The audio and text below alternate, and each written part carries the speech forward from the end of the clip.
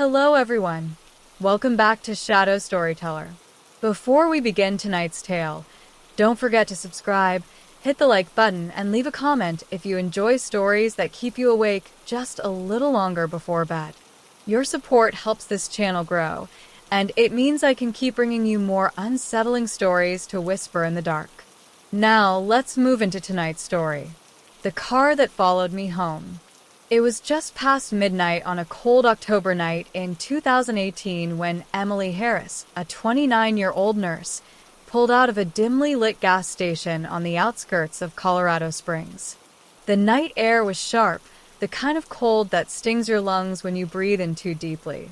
She had finished a long double shift at the hospital and was driving back to her small apartment near Old Colorado City, hoping for nothing more than a hot shower and a few hours of sleep. The roads were mostly empty, wrapped in silence except for the steady hum of her engine. Streetlights stretched far apart, casting thin pools of orange light on the cracked asphalt. Ahead, the highway cut through stretches of dark pine trees, their jagged silhouettes swaying against the pale moon. As she merged onto Highway 24, Emily noticed something unusual. A dark sedan. She thought it was a black Chevrolet Impala, maybe an older model, pulled out of the gas station shortly after she did. At first, she thought nothing of it. After all, who else but night workers, insomniacs, or long-distance drivers were out this late? But after a few miles, her stomach tightened. The car was still there, headlights steady, keeping the same distance behind her no matter how fast or slow she went. She tried to shake off the unease. Maybe it was just coincidence. Maybe they were headed the same direction. She reached over to the passenger seat, turning the radio dial to fill the silence. A low crackle of static greeted her before settling on a late-night station playing old country songs. The music didn't help.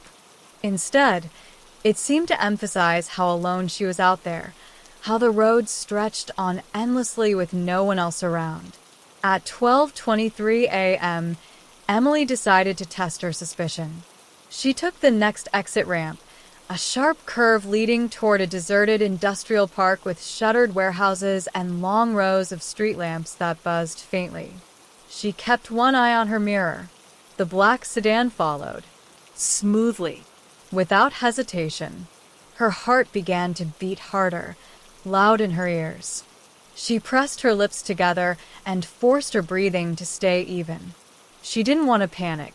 Not yet. Maybe it was just chance, she told herself. Maybe the driver lived out here too. But when she slowed to a crawl near a stop sign at the edge of the empty lot, the car slowed as well, matching her every move. Emily's hands tightened on the steering wheel. The night around her suddenly felt heavier, the shadows thicker, as though the darkness itself was pressing closer. The only sound was the soft whine of her tires on the cold pavement and the steady glow of those headlights behind her, never wavering, never blinking. It was just past midnight on a cold October night in 2018 when Emily Harris, a 29-year-old nurse, pulled out of a dimly lit gas station on the outskirts of Colorado Springs. The night air was sharp, the kind of cold that stings your lungs when you breathe in too deeply. She had finished a long double shift at the hospital and was driving back to her small apartment near Old Colorado City, hoping for nothing more than a hot shower and a few hours of sleep. The roads were mostly empty, wrapped in silence except for the steady hum of her engine. Streetlights stretched far apart, casting thin pools of orange light on the cracked asphalt. Ahead, the highway cut through stretches of dark pine trees, their jagged silhouettes swaying against the pale moon. As she merged onto Highway 24, Emily noticed something unusual. A dark sedan. She thought it was a black Chevrolet Impala, maybe an older model, pulled out of the gas station shortly after she did. At first, she thought nothing of it. After all, who else but night workers, insomniacs, or long-distance drivers were out this late? But after a few miles, her stomach tightened. The car was still there, headlights steady, keeping the same distance behind her no matter how fast or slow she went. She tried to shake off the unease. Maybe it was just coincidence. Maybe they were headed the same direction. She reached over to the passenger seat, turning the radio dial to fill the silence.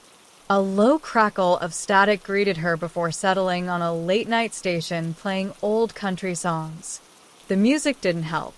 Instead, it seemed to emphasize how alone she was out there, how the road stretched on endlessly with no one else around. At 12:23 a.m., Emily decided to test her suspicion. She took the next exit ramp, a sharp curve leading toward a deserted industrial park with shuttered warehouses and long rows of street lamps that buzzed faintly. She kept one eye on her mirror. The black sedan followed, smoothly, without hesitation. Her heart began to beat harder, loud in her ears. She pressed her lips together and forced her breathing to stay even. She didn't want to panic, not yet. Maybe it was just chance, she told herself. Maybe the driver lived out here too. But when she slowed to a crawl near a stop sign at the edge of the empty lot, the car slowed as well, matching her every move. Emily's hands tightened on the steering wheel.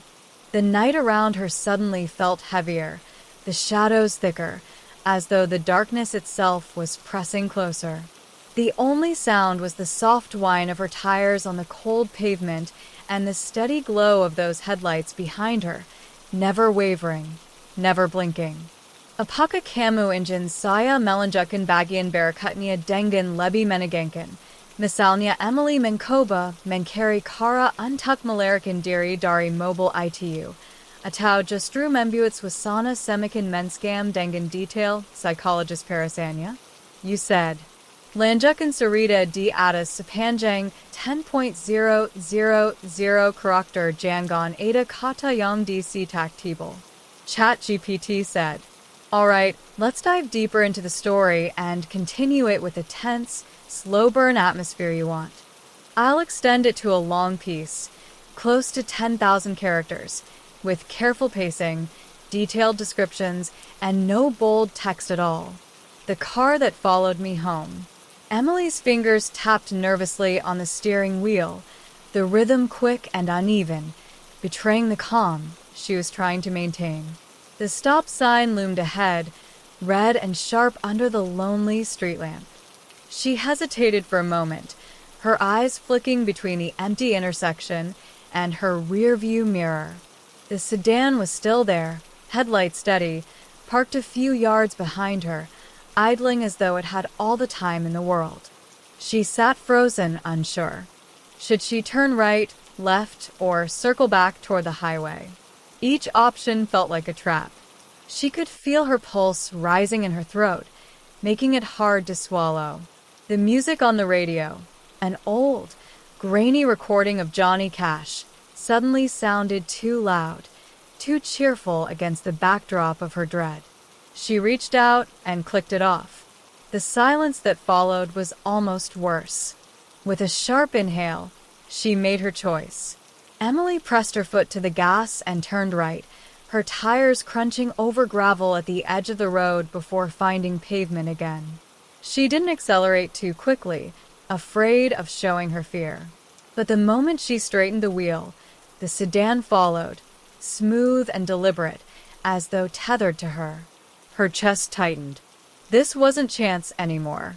Whoever was behind that will was choosing to follow her, and that realization settled over her like ice water.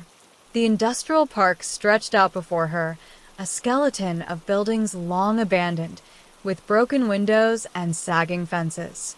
A flickering streetlight buzzed above, its glow barely cutting into the dark. Emily drove past shuttered loading docks and piles of discarded wooden pallets. Her car's headlights swept over graffiti-covered walls and empty parking lots. Each glance in the rearview mirror made her stomach twist tighter. The sedan never faltered. At 12:31 a.m., she spotted a convenience store up ahead. Its neon sign, half-lit and sputtering, cast a weak blue glow over the cracked concrete lot. Relief flickered through her chest. A store meant people. A store meant safety. She turned into the lot, pulling into a space near the door, her hands trembling as she killed the engine. But when she looked back, the sedan didn't keep driving. It pulled in two, sliding into space across the lot, its headlights finally clicking off. She could see nothing through the dark windshield. No movement, no silhouette, just the silent shape of the car, sitting there like a predator waiting for its prey. Emily's breath came in short bursts. She grabbed her phone from the passenger seat and unlocked it with shaking fingers. For a moment, she thought of calling the police. But what would she even say? That a car was following her? They'd ask for proof. Maybe even suggest she was overtired after a long shift. Maybe she was imagining it. No, she thought. She wasn't imagining this. She opened her door and hurried into the convenience store, the fluorescent lights burning her eyes after so much time in the dark. The place was empty except for a bored-looking cashier slouched behind the counter, scrolling through his phone. Emily forced herself to walk casually, grabbing a bottle of water and a pack of gum before approaching the register. Her hands shook as she handed him the items, and she tried to smile, but her lips felt stiff, unnatural. The cashier barely looked up as he scanned her purchases. But when she leaned closer and lowered her voice, he finally glanced at her. "There's a car out there," she whispered. "A black sedan. It's been following me for miles. It parked right after I did. Can you, I don't know, watch, maybe? Just in case." The cashier's brows knit together, skepticism plain on his face. But then he gave a small nod. Sure. "I'll keep an eye out." Emily paid quickly and lingered by the counter, pretending to check her phone while sneaking glances at the sedan through the glass door. The car hadn't moved. Its engine was off, its windows black. Whoever was inside was waiting. Minutes ticked by. 5, then 10. The cashier grew restless, occasionally looking outside but mostly returning to his phone. Emily realized she couldn't stay here all night. She had to get home. She needed to know whether this car would keep following her or not. At 12:47 a.m., she walked back to her car, heart hammering so hard she thought it might give her away. The night air felt colder than before, sharp against her skin. She slid into the driver's seat and locked the doors immediately. She started the engine. The sound echoed across the empty lot. Her headlights cut across the cracked pavement, and for a split second, she hoped the sedan would stay dark, unmoving, a coincidence proven wrong.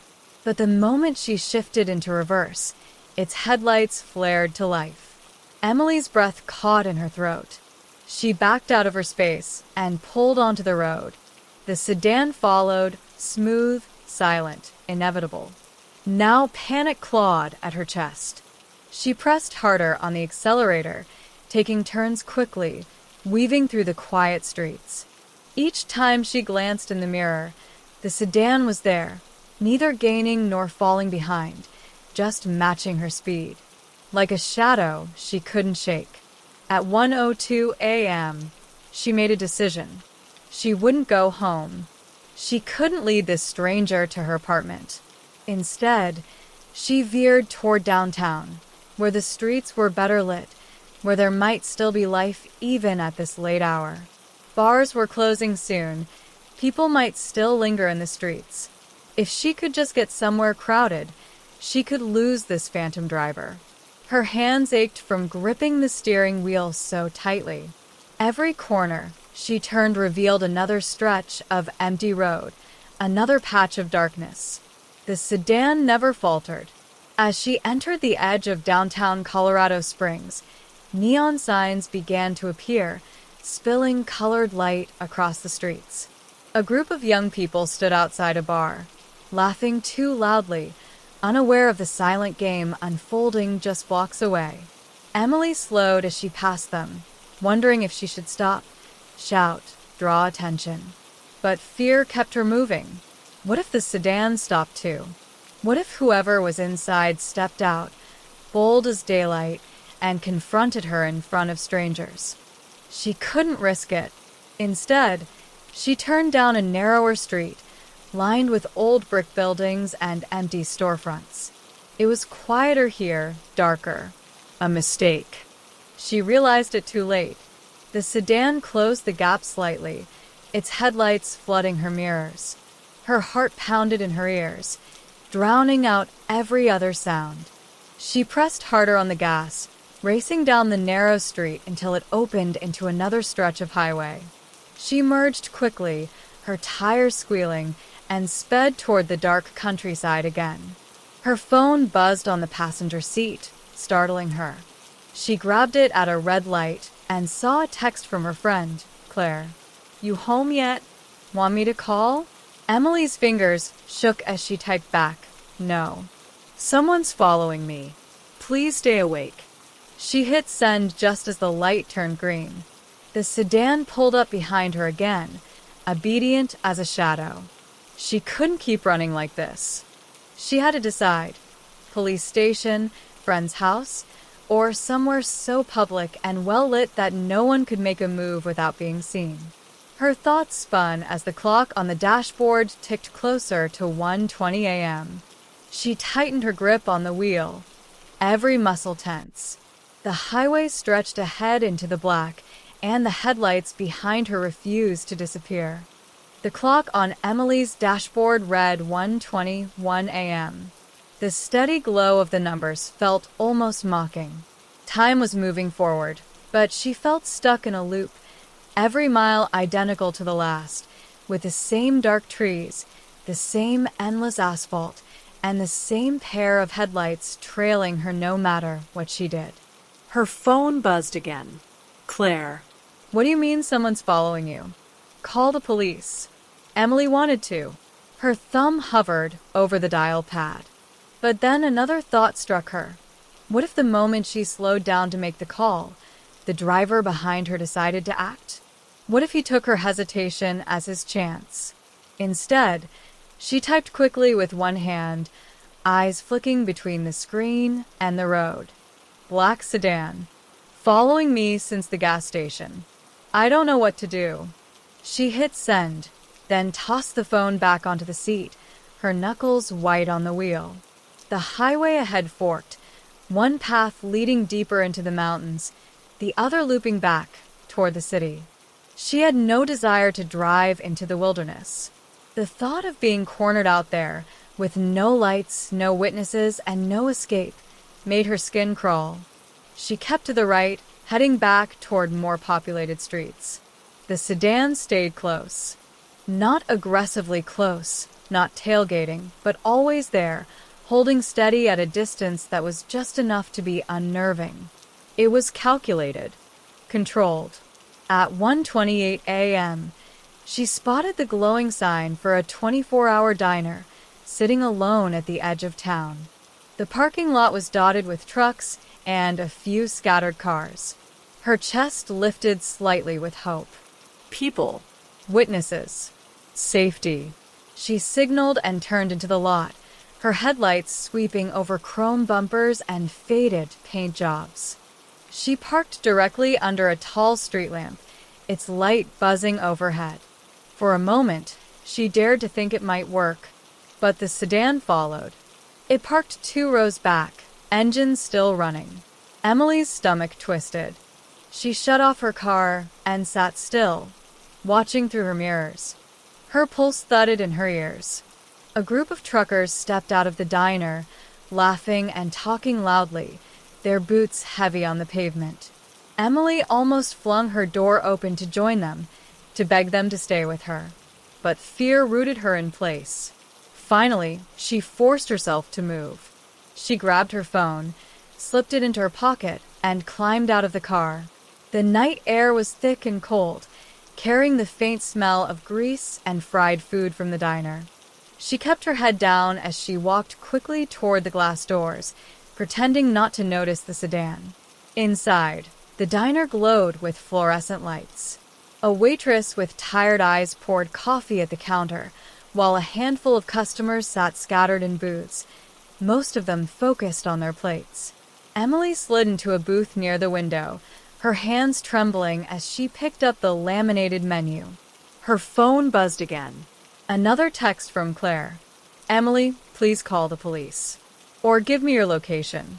I'll come get you." She typed back, "Diner on Highway 50. Someone's watching me." Her thumb hovered over send. Then she glanced out the window. The sedan was still there. Its headlights had clicked off, but she could see the faint outline of the car under the lamplight. Her chest tightened. She pressed send. The waitress approached, notepad in hand. "What can I get you, hon?" Emily swallowed hard. "Just coffee, please." The waitress nodded and walked away. Emily tried to keep her breathing steady, tried to focus on the normalcy of clinking silverware and low chatter around her. But she couldn't stop glancing at the parking lot. Minutes crawled by. She stirred her untouched coffee, her spoon clinking against the mug. The sedan didn't move. She told herself maybe the driver was just some random insomniac. Maybe it was coincidence. Maybe she was overreacting. Then, at 1:43 a.m., the diner's bell above the door jingled. Emily froze. A man walked in. He was tall, wearing a dark jacket zipped to his chin, his baseball cap pulled low. His face was shadowed, unreadable. He didn't glance at the waitress or the menu board. His eyes swept the diner once, then landed directly on Emily. Her stomach dropped. He walked past empty booths and sat down 2 tables away from her, facing her. He didn't order anything. He didn't speak. He just sat, hands folded on the table, eyes fixed in her direction. Emily's hands shook so hard, she nearly spilled her coffee. She forced herself to take a sip, the bitter liquid scalding her tongue. Her heart raced, her mind screaming for her to move, to run, to do something. But her body refused to obey. At 1:49 a.m., she grabbed her phone under the table and texted Claire again. "He's here. Inside." Her finger hovered over the call button. Should she dial 911? What if the man saw? The waitress stopped at his table. "Can I get you something, sir?" The man shook his head slowly. "Just waiting." His voice was low, deliberate. Waiting for what? Emily's skin prickled. The minutes dragged. The man never looked away. Emily's chest ached from holding her breath in shallow bursts. She couldn't stay here. She had to make a move. At 1:57 a.m., she stood abruptly, tossing a few crumpled bills on the table. Her legs felt weak as she walked quickly toward the door. She heard the scrape of a chair behind her. He was moving too. The night air hit her like ice. She fumbled with her keys, her hands shaking. The diner's parking lot felt vast, each step too slow, too heavy. She slid into her car, locking the doors with trembling fingers. The man walked past, not looking at her, not breaking stride, and slipped into the black sedan. Her breath caught. The headlights came on instantly, bathing the lot in harsh light. Emily's car roared to life, her tires screeching as she pulled out. She didn't look back, not directly, but the glow in her mirrors told her enough. He was behind her again, always behind her. The clock read 2:03 a.m. Her gas tank was half full, her hands aching from the strain, her mind racing with only one thought left. She couldn't outrun him forever. Somewhere ahead, she had to make a choice. Somewhere ahead, she had to find a way to end this. The road stretched on, dark and endless, while the headlights behind her never wavered. The night stretched endlessly, black and heavy, the kind of darkness that seemed to press against the windshield and swallow the road. Emily's hands ached from gripping the steering wheel, her knuckles white in the dim glow of the dashboard. Every muscle in her body felt tight, wound like a spring that could snap at any second. The clock read 2:07 a.m. The glowing numbers on the dash were the only measure of time she could trust anymore. The road, the trees, the highway signs, they all blurred together, indistinguishable. But behind her, the headlights never faltered. The black sedan followed as though tethered to her, keeping the same precise distance no matter how fast or slow she went. Her phone buzzed again. Claire. I'm calling the cops right now. Send me your exact location. Emily's eyes flicked between the road and the screen. Her hands shook as she typed quickly, her heart hammering harder with each word. Highway 115, heading south, just past mile marker 44. He's still behind me. Please hurry. She hit send and dropped the phone back onto the seat, forcing both hands to return to the wheel. The highway curved sharply, cutting between tall walls of rock, the shadows of jagged cliffs looming over her like silent watchers. The sedan's headlights curved with her, steady arcs of white light against the stone.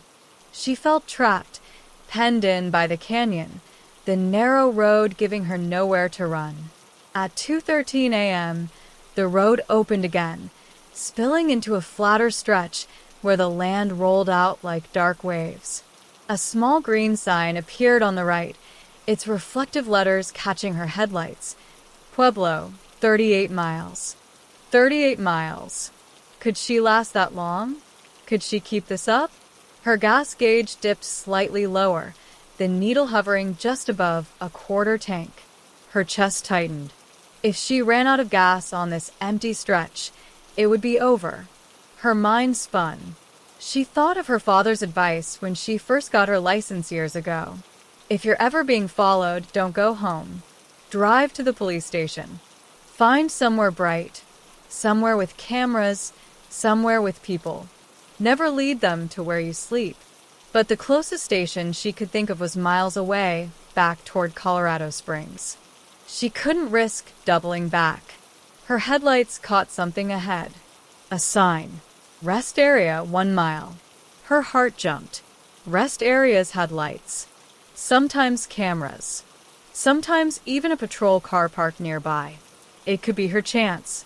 She slowed slightly, her turn signal blinking. The sedan behind her slowed too. The blinking reflection in her mirror mocked her. She pulled off the highway, her tires crunching on gravel as she entered the rest stop. A row of dimly lit lamps illuminated the lot, casting pale circles of yellow across empty parking spaces. A single 18-wheeler sat idling at the far end, its driver nowhere in sight. The restroom building stood under the weak glow of a flickering bulb. She parked directly under one of the lamps, her car bathed in light. For a moment, she held her breath. The sedan pulled in two. It didn't park. It rolled slowly, prowling, circling the lot once before settling in the shadows near the far edge. Its headlights clicked off. Emily's throat went dry. The trucker's rig was her only hope of another person, another witness. She grabbed her phone and texted Claire again, fingers trembling so hard she mistyped twice before fixing it. Rest stop, Highway 115, mile 46. He's here. She hit send and locked her doors. Her breath fogged the windshield in quick, uneven bursts. She tried to calm herself, tried to think rationally. Maybe if she waited, maybe if she stayed put, he would get bored and leave. But at 2:21 a.m., the sedan's driver door opened.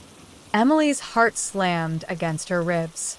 A figure stepped out, tall, broad-shouldered, wearing a dark jacket. The man moved slowly, deliberately, his steps echoing faintly in the quiet lot. He didn't walk toward the building. He didn't walk toward the truck. He walked toward her. Her pulse roared in her ears. Her hands scrambled for the ignition, twisting the key so hard it hurt. The engine roared to life. The man froze, his face still hidden in shadow. For one long, terrifying second, they locked eyes through the glass. Then Emily slammed her foot on the gas. Her tires squealed as she shot forward, gravel spitting from under her wheels. She swerved around the lot and back onto the highway, her breath coming in ragged sobs. The sedan followed. Its headlights flared to life instantly, brighter than before, piercing the night like hunting eyes. The clock read 2:27 a.m. Her phone buzzed again. Claire. Police are on the way. They said don't stop. Keep driving. Can you see a landmark?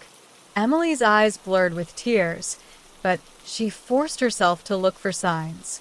The highway stretched ahead, empty and endless, the only sound the desperate whine of her engine. The sedan stayed close, closer now, edging forward until its headlights filled her mirrors. She pressed harder on the accelerator. 90, 95.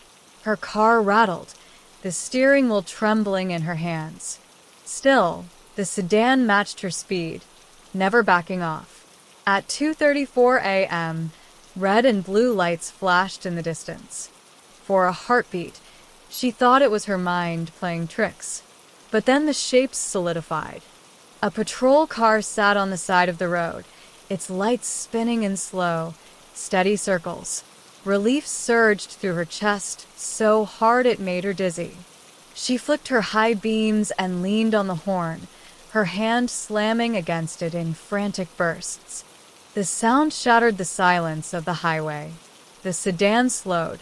Emily's eyes widened in disbelief. The black car fell back, its headlights dimming slightly as it dropped speed. Then, just as she pulled toward the shoulder where the patrol car waited, the sedan turned sharply onto a side road, vanishing into the dark without hesitation. Her car skidded to a halt near the cruiser, her breath ragged, her chest heaving. The officer stepped out, his hand raised cautiously. "Ma'am, are you all right?" Emily gripped the wheel, her whole body shaking. Words refused to come out. She could only point behind her, to the road where the sedan had disappeared moments before. But the road was empty. The clock read 2:39 a.m.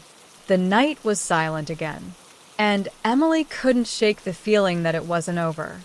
The patrol car's red and blue lights painted the night in harsh flashes, bouncing across Emily's windshield and spilling into the empty fields around the highway. Her hand still clung to the steering wheel, knuckles white, her chest rising and falling in uneven gasps. It felt like her body hadn't caught up with the fact that she had finally stopped moving. The officer stepped closer, his boots crunching against the gravel shoulder.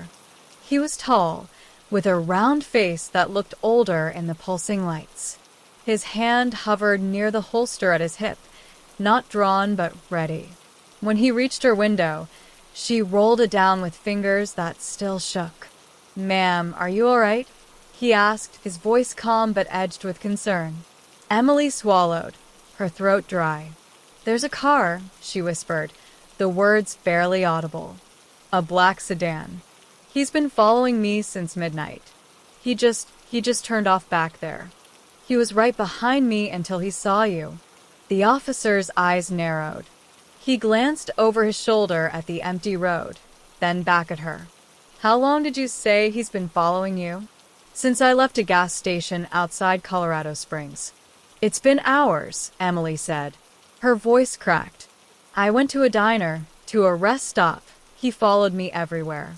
He even got out of the car at one point." The officer's expression tightened. He motioned for her to step out. "All right, let's talk over here for a moment." Emily hesitated, her body reluctant to leave the relative safety of her car, but she finally forced herself to open the door. The cold night air hit her like a wall, chilling her damp skin where sweat clung to her temples and neck. She stood under the harsh spinning lights of the patrol car, her legs unsteady, her breath still shallow. "Do you remember the make or model?" the officer asked, pulling a small notepad from his pocket. She nodded quickly. "Chevrolet Impala, maybe early 2000s. Black." "I couldn't see the plate." The windows were tinted too dark. The officer scribbled, "Male driver, Yes. Tall. jacket, baseball cap." She shuddered, the memory of his shadowed face still burning in her mind. He came into the diner. He sat near me. He didn't order anything. He just stared. The officer's pen paused mid-word. His eyes flicked up at her, steady but unreadable. "And he got out of the car at the rest stop?" Emily nodded again, her throat tightening. "He was walking toward me. If I hadn't driven off." She cut herself short, the words trembling too much to finish. The officer's radio crackled with static, then a voice came through. "Unit 7, we've got a report of a suspicious vehicle off County Road 19. Black sedan. Do you copy?" The officer pressed a button on his shoulder mic. "Copy. I'm with a female driver who claims she's being followed by that same vehicle. Advise backup." Emily's heart leapt. They had seen him. He was still nearby. The officer turned back to her. "All right, here's what we'll do. You're going to follow me to the station in Pueblo. It's about 30 minutes. We'll file a full report there. Stay close, don't fall behind." Relief and fear warred inside her. Part of her wanted to collapse with gratitude that someone else believed her, that this nightmare was finally being taken seriously. But another part of her whispered that 30 minutes was still a long time. Too long. She climbed back into her car, locking the doors instantly. The officer pulled onto the highway first, his lights still flashing, and she followed. For the first time in hours, she wasn't alone on the road. For the first time, she thought maybe she could breathe again. The minutes ticked by. 2:51 a.m. The patrol car's taillights glowed like beacons ahead of her, guiding her down the dark stretch of highway. She kept her eyes glued to them, afraid of looking anywhere else. But by 2:58 a.m., she glanced into her rearview mirror. Her stomach dropped. Far back, just at the edge of sight, 2 headlights appeared. Faint but steady, growing brighter with each passing minute. Her chest tightened. She blinked hard, hoping it was just another driver, just coincidence. But deep down she already knew. The sedan was back. She gripped the wheel, her pulse racing. She wanted to flash her lights, to honk, to somehow tell the officer ahead. But what if the sedan was bold enough to follow them both? What if he wanted her to panic? At 3:05 a.m., the headlights behind her were closer, clearer. The same smooth rhythm, the same steady pace. Emily's mouth went dry. She whispered to herself over and over, "It's him. It's him." He came back. Her phone buzzed on the seat beside her. Claire again. "Are you at the cops now? Please tell me you're safe." She couldn't bring herself to answer. Not yet. Her whole focus was locked on the glowing lights in her mirror, closing in like jaws. The patrol car ahead slowed slightly, its signal blinking before taking the next exit ramp. Emily followed, her tires hugging the curve of the road. She prayed the sedan wouldn't take it too. But it did. Her throat closed. The exit wound down into a quieter road leading toward Pueblo. Street lamps lined the edge, but their glow felt weak, as though swallowed by the dark. The officer's car rolled steadily, calm, controlled. Emily fought the urge to slam her horn, to scream for him to look back.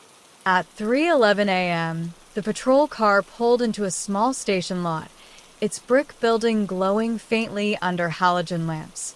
Relief flooded Emily's chest so strongly she almost sobbed. She followed, her car jolting slightly as it hit the uneven pavement. She risked one last glance in her mirror. The sedan didn't pull into the lot.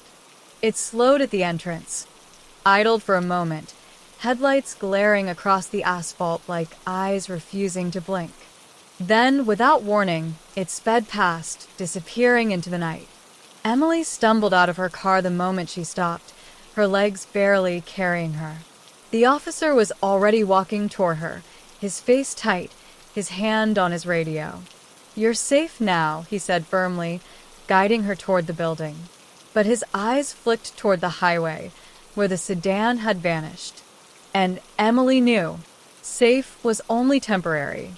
Whoever was behind that will wasn't finished. Not yet. Inside the station, the fluorescent lights hummed faintly. The walls smelled faintly of coffee and paper. A desk clerk looked up, eyebrows lifting as the officer explained quickly. Emily sat in a hard chair, her hands still trembling, her body refusing to believe the chase was over. The clock on the wall read 3:19 a.m. She hadn't slept in nearly 24 hours. Her body was bone-weary, but her mind refused to rest. Every time she closed her eyes, she saw headlights blooming in the darkness, steady, unblinking, waiting. The officer handed her a cup of water. "We'll put out a bolo on the sedan. You did the right thing, not going home. You're safe here for the night." But Emily didn't feel safe. She couldn't stop thinking of the moment when the sedan had paused at the entrance to the lot, as though deciding whether to come in after her or not. She couldn't stop hearing his footsteps on the gravel at the rest stop, couldn't stop seeing the way he sat in the diner, silent, unblinking, waiting. And she knew that wherever the black sedan had gone, it wasn't gone for good. It was just waiting for the next dark road. The clock ticked softly in the silence of the station, each second stretching longer than the last. And somewhere out there, in the shadows of Colorado's endless highways, two headlights would eventually flare to life again. Emily's car rolled slowly into the familiar parking lot of her apartment complex, her pulse hammering as she searched the rearview mirror. For the first time in nearly an hour, the black sedan was gone. No headlights trailed her. No silent shadow mirrored her turns. The empty lot was wrapped in stillness, the only sound the ticking of her cooling engine. She sat in the driver's seat for several minutes, fingers trembling on the wheel, waiting, listening. A stray dog barked somewhere down the street, the sound echoing sharply through the night. But nothing else moved. At last, she forced herself to step out of the car. The air was even colder now, nipping at her skin as she hurried up the stairs to her apartment. Every step felt heavier, as if she were moving through invisible water. Inside, she locked the door, then locked it again. She pulled the curtains tight, leaving not even a sliver of glass exposed. For hours, Emily lay awake on her couch, the television flickering quietly in the background. Sleep never came. Every passing car outside made her heart leap into her throat. The next morning, when the sun finally broke over the mountains, the fear seemed almost unreal. Almost. She told herself it had been a coincidence, that maybe the driver was just as nervous of her as she had been of them. But when she walked outside to leave for work, she froze. Across the street, parked in the shade of a tall pine tree, was a black Chevrolet Impala. Its windows were tinted so dark, she couldn't see inside. Emily's keys slipped from her hand. The metallic clatter against the pavement sounded far too loud in the quiet morning. She bent slowly to pick them up, her body stiff, her breath sharp in her throat. When she straightened, the car was still there, silent, patient, waiting. And for the first time, Emily understood with a cold certainty that the night before had not been a coincidence. Someone had followed her home.